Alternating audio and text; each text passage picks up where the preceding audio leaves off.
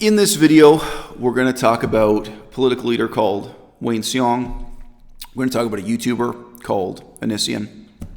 We're not going to engage in shallow finger pointing. We're not going to engage in shallow gossip and rumor mongering. We're going to try to talk about the underlying issues in a somewhat profound way.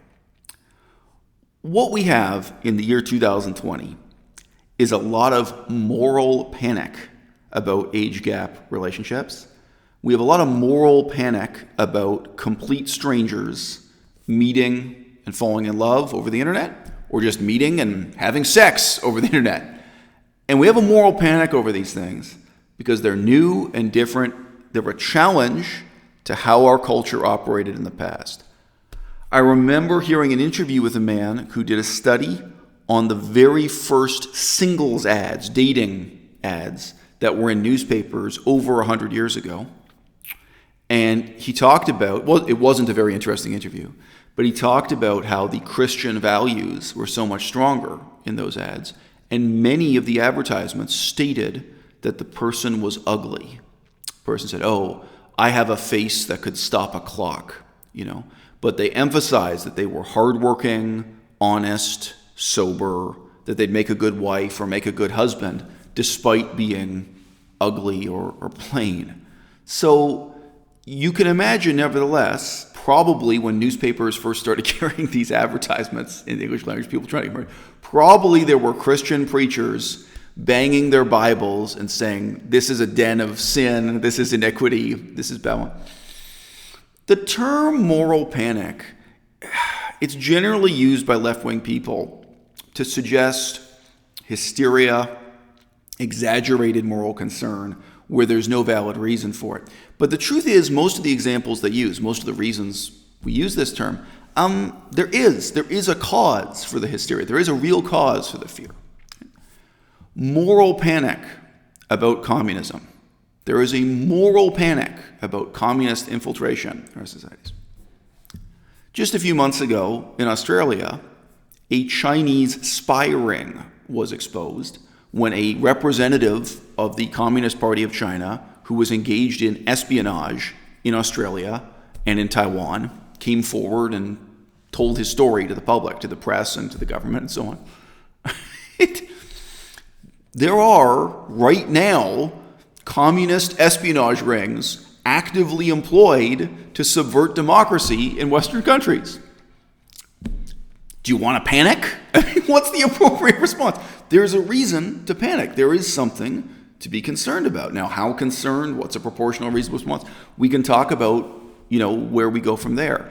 And my own parents, in their youth, were basically engaged in communist extremist activities to try to subvert the government of Canada. They thought of themselves as revolutionaries. They would have very gladly engaged in any kind of espionage they were asked to engage in on behalf of Russia or China.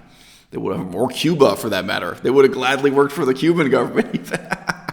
So it's not so remote from me, the motives that are involved in communist radicalism and the moral panic attached to that, okay? So we're deeply uncomfortable with the fact as a culture that people can sign up and join the army, maybe at age 16, maybe at age 18, depending on where you are and what kind of deployment is. People can start filming pornography at age 18, right? People can take on all kinds of responsibilities, life and death responsibilities as adults, the moment they turn 18 or younger. If you look it up where you live, how old do you have to be to own a gun where you are? How old do you have to be to engage in legal prostitution where you are? Like in some parts of the United States, prostitution is legal, not illegal. So we have all the rights and responsibilities of an adult creeping into life just by custom. I mean, these are customs that have been around for centuries, largely unquestioned. I mean, as you know, a couple centuries ago, people got married even younger. People made these huge, crucial decisions that would change the rest of their life at age 14. Napoleon Bonaparte went to military college at age 12, I believe. And that was young. I think 14 was a normal age then to commit to being in the military, being in the Navy. That sort of changes the whole rest of your life, right?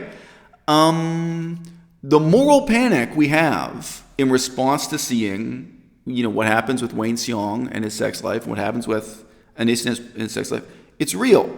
And I think people want to reflect on it, partly, to apply the moral of the story to their own lives. Because all of us use the internet. Everyone watching this video at any rate is using the internet. All of us have access to the same kind of temptation, even if it's just getting a Tinder account or something, of this sort of near infinite possibilities of meeting strangers to the internet. And you have to wrestle with the same challenges and where you draw the line and, what's the right thing to do. So, okay, it's a moral panic. There's some degree of hysteria and exaggeration, but it's a moral panic that I think exists with good reason. There's another concern about how living with the type of temptation the internet presents to each and every one of us can have a corrupting influence on our lives, right? And you don't have to be beautiful and you don't have to be famous to feel the pull of that corrupting influence in your life. Actually, I spoke to a woman, and she described to me how I think she just paid a photographer to take some really flattering pictures of her and create a very flattering Instagram page for her. And then she found she was able to access and flirt with and date and have sex with quite famous men. That was all it took. She not insulting her. She herself is not famous in any way. And she said, a minor change to kind of her hairstyle and get some flattering pictures taken. And yes, the world of, famous people looking for, unknown Instagram profiles that they can DM, that's a very real world she managed to opt into. And I think briefly, I don't think it was for that many years of her life or something, briefly she was exposed to the excitement and the thrill and the danger of being pulled into that realm of possibilities. So all of us, no matter how ugly we may be, in our small way, are within a few steps of that temptation that the internet presents. And, Boogie 2988, if you don't know who he is, he's an enormously obese YouTuber. He still needs to lose more than 100 pounds. Boogie 2988, he's been completely corrupted sexually by his measure of fame here on YouTube, here on the internet. The Amazing Atheist, completely corrupted by his measure of fame here on the internet, sexually above all else. And with any of these guys, Onision himself, he started with a series of very clear political interests, with a kind of program of ethical issues he wanted to take a stand on, he wanted to lecture the world on. In his way, he had political and moral and ethical aspirations, including his kind of over-the-top, combative approach to vegetarianism, vegetarian activism, if you like. He jumped on the bandwagon for a long list of left-wing political issues, and he beat the drum very loudly for those issues, sometimes, of course, to the audience's chagrin. Onision, are you really the guy to take a position on black hairstyles, African-American hairstyles? Is this really for you to stand up on? But whether it was anorexia or rape or suicide attempts or feminism or 20 different issues within feminism or transgenderism, Onision was there. He was there with his signpost to demonstrate his own, moral superiority and to invite you to participate in it. Onision, in his way, was a kind of aspiring political figure. Yeah, so you can insert sarcastic remarks here about how pathetic that might be. Somebody like the Amazing Atheist, even more clearly and obviously from day one, he was a kind of political dissident, a kind of political commentator, political leader. And, Wayne Hsiung, obviously he's to some extent a YouTuber and an internet personality. All these things exist, and the corrupting influence of the internet exercised over these people. But Wayne Hsiung obviously thinks of himself first and foremost as a political leader and someone who's defined, his mission in life is defined ethically, all right? You don't have to be handsome. You don't have to be under 300 pounds right? For all of these people, I mean, if you know a little bit about their stories, there's this tremendous corrupting influence, of the internet. And I guess, the crowd that's rising up to tear down Onision, I guess they're acting out of that sense of frustration and fear, the surrounding moral panic, right? That suddenly, in the past, you had a circle of people you could possibly date defined by those who happen to live in your town, those who happen to go to high school with you or something, people you happen to meet in different circles of life this way. And, the internet has massively expanded this circle where now, yes, suddenly, an 18-year-old can fall in love with someone like Onision and get an airplane ticket and go and move in his house and start being his live-in babysitter, and it changes this person's life forever. And there is a kind of moral panic in response to this, even if it's entirely legal. There's no law against it yet. And the crowd rises up wanting to punish Onision. Again, maybe in part because they've felt that same temptation, or they're afraid of the corrupting and destructive influence it can have on their own lives, whether it's on their own lives when they were 18, looking back, or on their own lives now when they're older and maybe they have a house and they have enough money to buy someone an airplane ticket, right? They're aware they could end up going down the same road Onision went down. Now,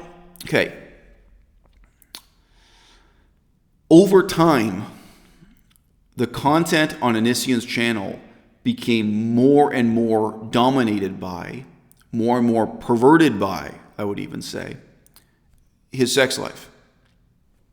Now, this may seem like a stretch, but I would say something like this about Wayne Hsiung over at DXE also, okay?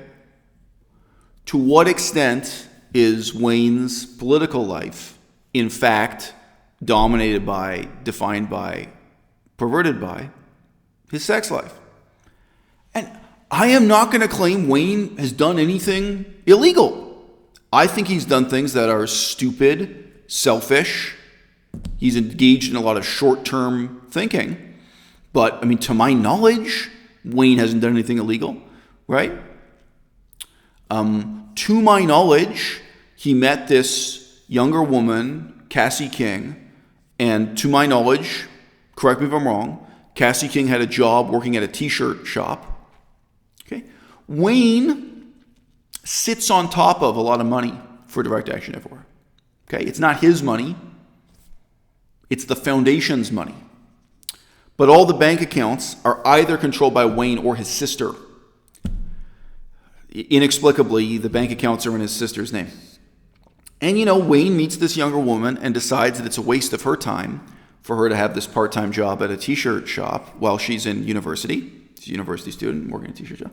And he decides that he can find it in his heart and he can find it in this institution's budget to pay her a fellowship, to pay her a kind of salary or wage, so that she can spend more time with him, going around doing vegan activism, so that she can be prepared for more of a leadership role in that organization when she finishes her university degree.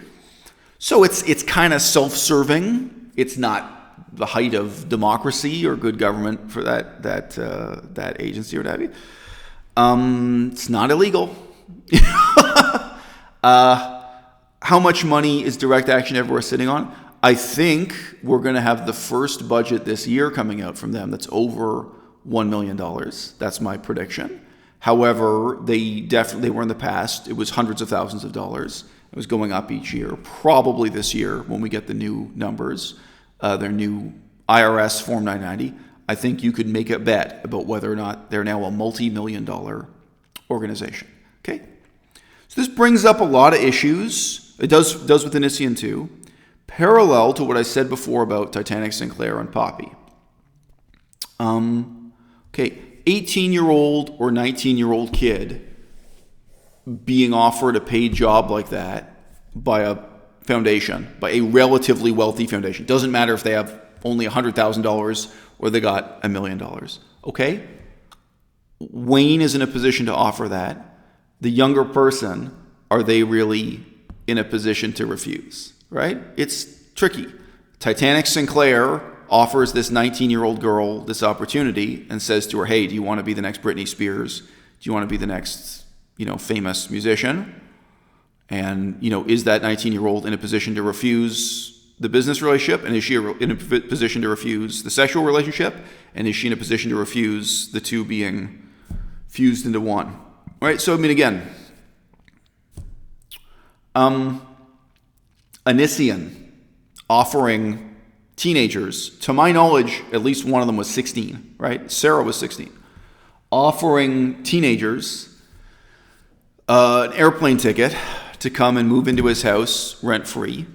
And definitely with Billy, who was also a teenager at the time, he was offering to pay her to, basically to live there and do nothing.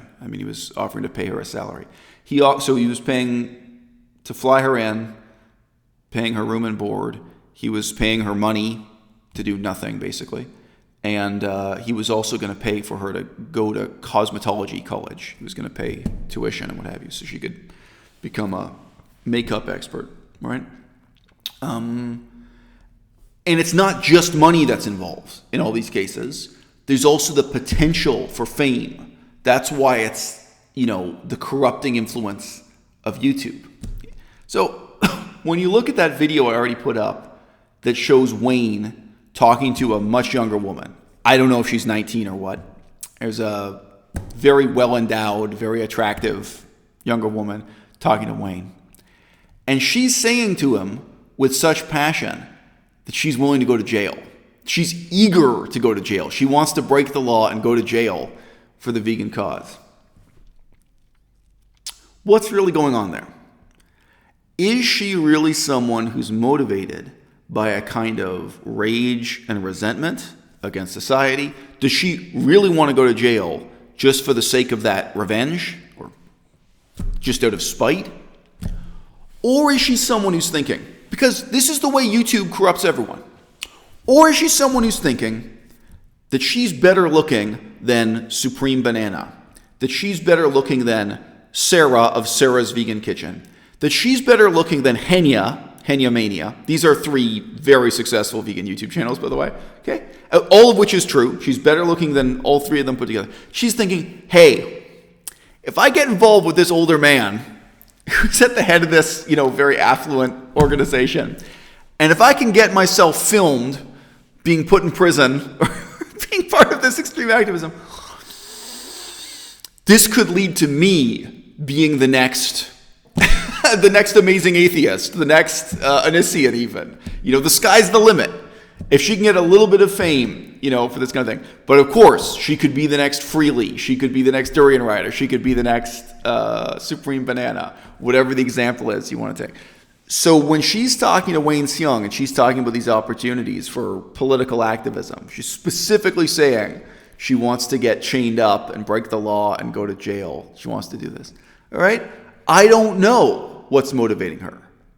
Is it the fame? Is it the possibility of YouTube notoriety, of YouTube fame, of Instagram fame?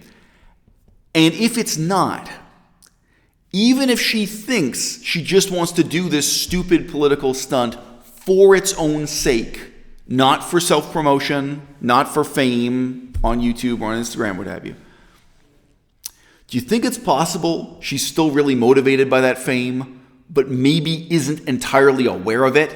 Maybe it's just not on the top of her mind while she's having that conversation. And then when you got someone in Wayne's position who's capable of saying to someone like that, hey, you have a job working in a t-shirt store, or you have a job working as a waitress, that's kind of a waste of your time. My foundation has enough money that we can pay you a salary, we can pay you a fellowship, and then you can be a rebel with a cause. You can do this full time. You can do YouTube, you can do Instagram, you can do street protests, you can be in front of the camera, you can be a star. This is the corrupting influence of YouTube that completely pervades and in a subtle way changes the nature of even an explicitly political activist organization like Anonymous for the Voiceless, like Direct Action Everywhere, like PETA, like People for the Ethical Treatment of Animals. You don't think there are people at PETA who are really motivated by Instagram and YouTube fame? Probably the majority of the people you see on screen, they're motivated exactly by that. And that's their retirement plan, because PETA is not going to work out long term. Okay, but how much more do we see that corrupting influence over people like Onision, over people like The Amazing Atheist, over people like Boogie2988, where it's like, whatever it was they came to do here on the internet in the first place, The Amazing Atheist wanted to be an author. He wanted to be an author, and he cared about politics and religion. What if he had stayed on that course? I think there's actually a profound sense in which he was perverted, he was corrupted, away from that original mission of why he came on YouTube, what he was trying to do, by exactly this kind of fame, with the sex, in my opinion, probably being even more powerful than the money in terms of motivating what road you go to, right? How much greater is the effect on someone like Onision, who had a very scattered moral compass, a very unclear sense of moral purpose, although he had a tremendous opinion of his own moral superiority over his audience. He was always giving very harsh, castigating morality to his audience. And then with time, even if what he was supposed to be doing was just comedy, it ceases to be comedy, and it just becomes him coming on camera and talking about his throuple, his three-way sex relationship. And sometimes it's him being self-pitying about the relationship, and sometimes it's him harshly condemning the other woman, and it's explaining that he's divorcing his wife to be with the other woman, and then that's off, and he's back.